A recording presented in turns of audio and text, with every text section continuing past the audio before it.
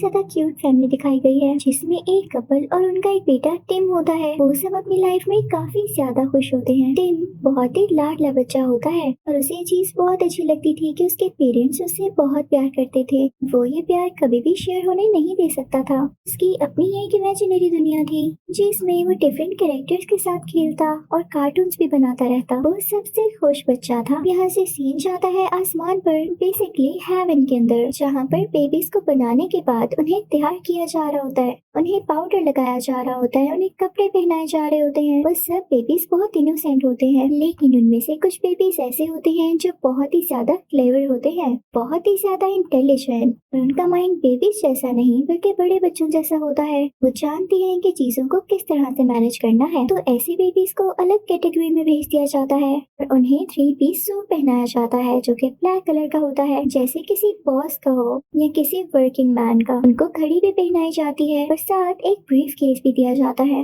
और इन सब बेबीज की एक टीम बनती है जो कि बाकी बेबीज के कामों को मैनेज किया करेगी, ऑफिस भी जाया करेगी। है ना इंटरेस्टिंग। तो अब आते हैं हम मूवी की मेन स्टोरी की तरफ। अब हम देखते हैं कि टिम का एक छोटा भाई आने वाला होता है, जिसके लिए उसके पेरेंट्स तो काफी खुश होते हैं। अब टिम अपने घर के बाहर खड़ा होता है तो वो देखता है कि उसका बेबी ब्रदर एक टैक्सी से उतरा है। उसने 3 पीस सूट पहना हुआ है और वो बड़ों की तरह चल रहा है। वो अंदर जाता है तो देखता है कि उसके पेरेंट्स ने उसके बेबी ब्रदर को गोद में उठाया हुआ है, उसको छोटा सा बेबी समझते हुए ही। वो टिम को बताते हैं कि ये तुम्हारा छोटा भाई है और हमारे साथ ही रहेगा। कितना क्यूट है ना ये। लेकिन सच पूछें तो टिम को वो बिल्कुल क्यूट नहीं लग रहा होता, क्योंकि उस बेबी ने आते ही सबको अपने पीछे जो लगा लिया था। पूरे घर में अब उसी की आवाज आती रहती। मामा पापा ने टिम को छोड़ के उस बेबी को टेंशन देना शुरू कर दी, जिससे टिम काफी सैड हो गया। टिम इस बात से काफी उदास हो जाता है कि उसके मामा पापा अब उसे स्टोरी तक नहीं सुनाते और उसे अकेला सोना पड़ता है। उसे अपने छोटे भाई पे काफी गुस्सा आता है, लेकिन वो उसे इग्नोर करता है। एक दिन जब सारे सो रहे होते हैं तो टिम को ऐसी आवाज आती है जैसे किसी का फोन रिंग हो रहा हो। टिम जाकर देखता है तो उसे पता चलता है कि फोन पर उसका छोटा भाई बात कर रहा है। उसकी एज के बच्चे तो ठीक से बोल भी नहीं पाते, पर इसका भाई बात कैसे कर रहा था। टिम को यहाँ पर डाउट होता है कि हो ना हो ये नॉर्मल बेबी तो नहीं है।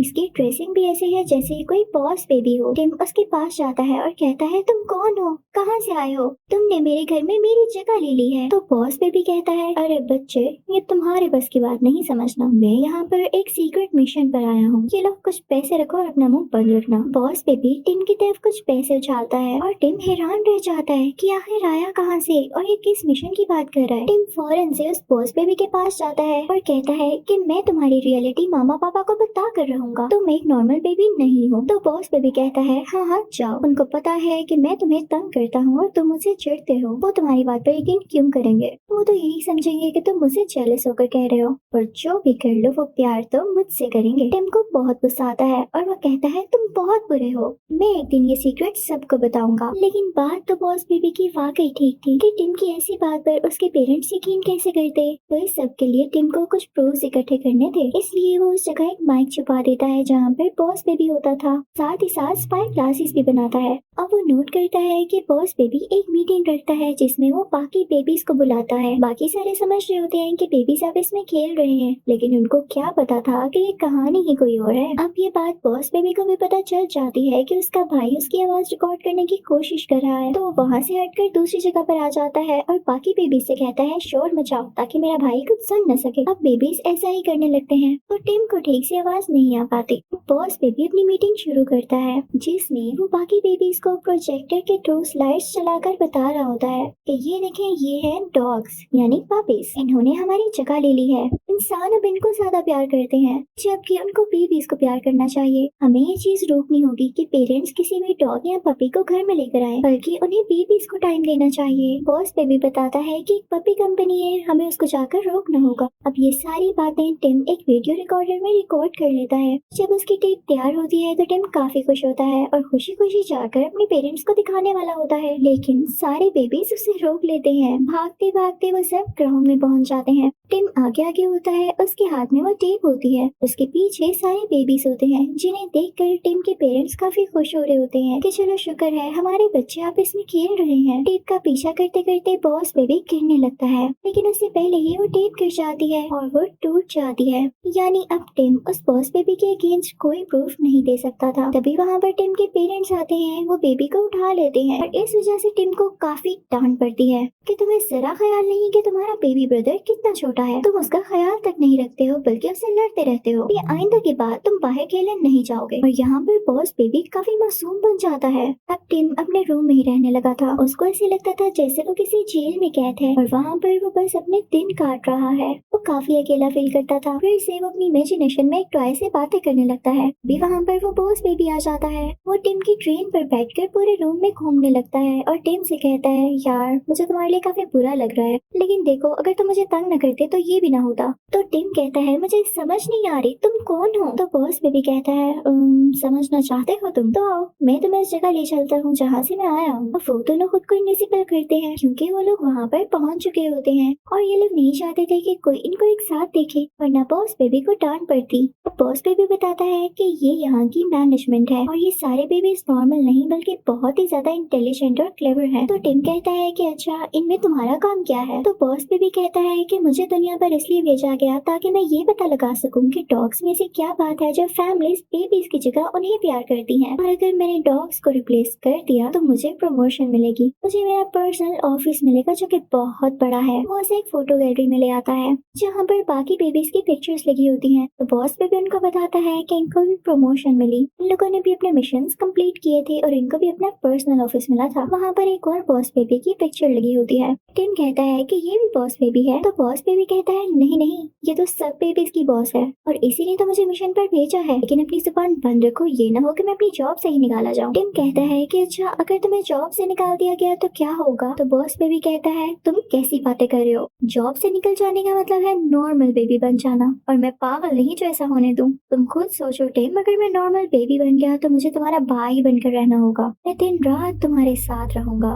मामा पापा मुझे ही प्यार करेंगे, तुम चाहते हो ऐसा। तो टिम कहता है, नहीं नहीं मैं ऐसा नहीं चाहता, मैं तो कभी नहीं चाहूंगा कि तुम नॉर्मल बेबी बनो, तुम अपना मिशन करो कंप्लीट और जाओ यहाँ से। तो बॉस बेबी कहता है, बस फिर तुम्हें मेरी हेल्प करनी होगी। तो टिम कहता है, ठीक है मैं तैयार हूँ। बॉस बेबी अपने भाई टिम से कहता है कि ये तो तुम जानते होगे कि हमारे पेरेंट्स जिस कंपनी में काम कर रहे हैं वो पपीज डिलीवर करती है, तो हमें उनके साथ उनकी कंपनी में जाना होगा क्योंकि वहाँ पर बच्चे तो वैसे ही अलाउ हैं, इसका कोई मसला नहीं होगा। पर टिम कहता है, भाई तुम तो जानते हो मेरा घर से निकलना बंद है। तो बॉस बेबी कहता है, इसकी भी टेंशन नहीं है, तुम्हारा घर से निकलना इसीलिए बंद है क्योंकि तुम मुझे तंग करते थे, मेरे साथ लड़ाई करते रहते थे। अब हमें मामा पापा को ये शो करना होगा कि हमें बहुत प्यार है। अब वो प्लान के मुताबिक यही करते हैं। टिम अपने छोटे भाई यानी उस बॉस बेबी का ख्याल रखना शुरू कर देता है, उसे स्टोरी सुनाता है। और जब फाइनली उसके मामा पापा को रियलाइज हो जाता है कि टिम तो अपने छोटे भाई का बहुत ख्याल रख रहा है, तो वो उसकी पनिश खत्म कर देते हैं। यानी अब वो घर से बाहर जा सकता था। अब वो दिन आ जाता है जब ये दोनों अपने पेरेंट्स की कंपनी में जाने वाले थे।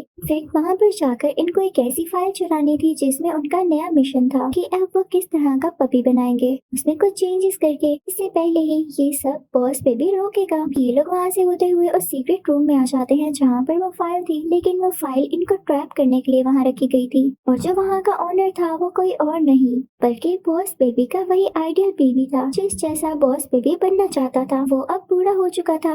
बॉस बेबी उसे देख के काफी हैरान होता है और कहता है, आप यहाँ कैसे। तो वो कंपनी का ऑनर कहता है, मैं भी तुम्हारी तरह बेबी हुआ करता था। इनफैक्ट इन बेबीज के पास एक मैजिक मिल्क होता है जिससे ये हमेशा बेबीज रहते हैं और बेबी कंपनी के लिए काम करते रहते हैं ताकि किसी को शक ही न हो। अब वो कंपनी का ऑनर बताता है कि जब मैं अपना मिशन कंप्लीट ना कर सका तो मुझसे वो मैजिक मिल्क लेकर मुझे कंपनी से बाहर निकाल दिया गया। मेरा भी ख्वाब था कि मेरा पर्सनल ऑफिस हो, लेकिन ये ख्वाब टूट गया और जब मुझे मैजिक मिल्क नहीं मिल सका तो मैं बूढ़ा होता गया और मैंने तुम्हें इसलिए यहाँ बुलाया है ताकि मैं तुम्हारा मैजिक मिल्क चुरा सकूं। और रही पपीज की बात, तो ये भी मेरा एक ट्रैप था तुम्हारी बेबी कंपनी को डाउन करने के लिए, क्योंकि मुझे वहाँ इंसल्ट के साथ निकाला गया। मैंने उनके अगेंस्ट ही एक कंपनी बना दी और देखो आज मैं कितना सक्सेसफुल हूँ। तुम्हारे पेरेंट्स भी मेरे लिए काम करते हैं, इससे ज्यादा एम्बैरेसिंग तुम्हारे लिए क्या होगा। अब वो कंपनी कंपनी ओनर और भी बताता है कि मैं उस बेबी कंपनी में जाऊंगा, साथ ही साथ तुम्हारे पेरेंट्स को भी मार दूंगा। तो टिम कहता है नहीं, मेरे पेरेंट्स को तुम नहीं मारोगे। और बॉस बेबी ये सोच रहा होता है कि अगर उसकी कंपनी खत्म हो गई तो उसको प्रमोशन कैसे मिलेगी। तो दोनों डिसाइड करते हैं कि ये अपने पेरेंट्स को बचाएंगे और उस कंपनी को भी,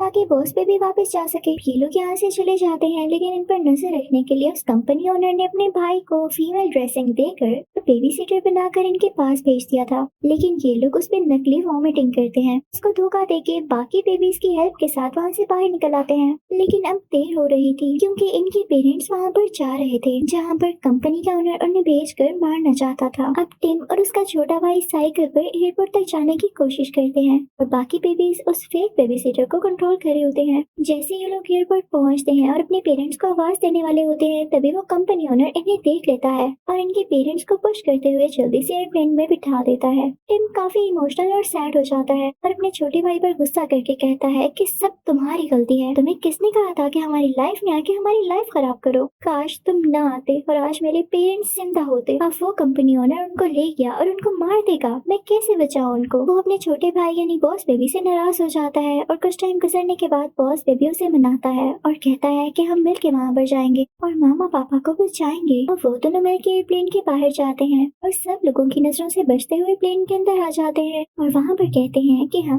कैप्टन के बेबीज हैं। अब वो लोग फाइनली उस जगह पर पहुँच जाते हैं जहाँ पर उस पपी कंपनी का इवेंट हो रहा था और वहाँ पर आज एक ऐसा पपी लॉन्च होने वाला था जो कि बहुत ही ज्यादा क्यूट होने वाला था। कंपनी का ओनर उस पपी को दिखाता है। वो व्हाइट कलर का बहुत ही क्यूट पपी होता है और जैसे ही सारे लोग उसको देखते हैं तो अपने बेबीज को छोड़ के उस पपी के पास आ जाते हैं और यही तो वो कंपनी ओनर चाहता था। इसी बीच टिम के पेरेंट्स टिम को और उसके छोटे भाई को यानी अपने छोटे बेबी को देख लेते हैं। टिम जानता था कि उसके पेरेंट्स को जल्दी मारने वाला है।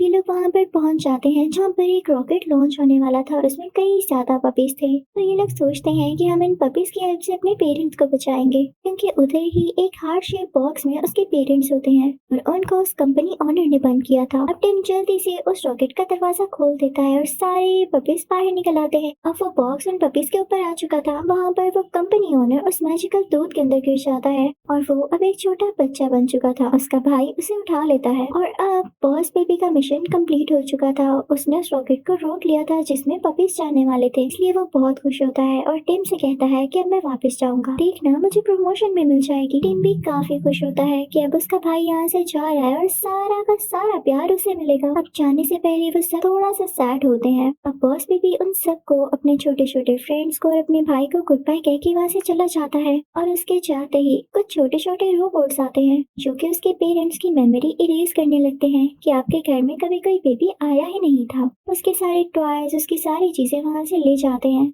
टिम ये देख के काफी उदास होने लगता है और उसे अब यहाँ पे पहली बार अकेला फील होता है। दूसरी तरफ हम देखते हैं कि बॉस बेबी काफी खुश होता है क्योंकि उसे प्रमोशन मिल चुकी थी। अलग पर्सनल ऑफिस भी वो काफी ज्यादा सेलिब्रेशन करता है, लेकिन वो काफी उदास था क्योंकि उसे टिम और अपने पेरेंट्स याद आ रहे थे। दूसरी तरफ टिम का भी यही हाल था। नो डाउट उसके पेरेंट्स अब उससे बहुत प्यार कर रहे थे, बिल्कुल पहले की तरह, लेकिन वो अपने भाई की कमी बहुत ज्यादा महसूस करता था, यानी उसे उसकी कमी बहुत ही ज्यादा फील होती थी। तो वो उसे एक लेटर लिखता है कि छोटे भाई वापिस आ जाओ, हम दोनों मिल के रहेंगे, एक साथ बड़े होंगे। और जब बॉस बेबी ये लेटर पढ़ता है तो वो इमोशनल हो जाता है क्योंकि जब उसे प्रमोशन मिली तो उसके साथ खेलने वाला कोई भी नहीं था। वो हर वक्त काम में बिजी रहता और उसकी लाइफ काफी बोरिंग हो चुकी थी। तो वो भी प्रेफर करता है टिम का छोटा भाई बनना। और फिर हम देखते हैं कि वो नॉर्मल बेबीज की लाइन में चला जाता है और फाइनली टिम के पेरेंट्स के घर आ जाता है। टिम फौरन से जाता है और ये देख के काफी खुश होता है कि उसका छोटा भाई वापिस आ गया है। अब मूवी के लास्ट सीन में हम देखते हैं कि टिम काफी बड़ा हो चुका होता है।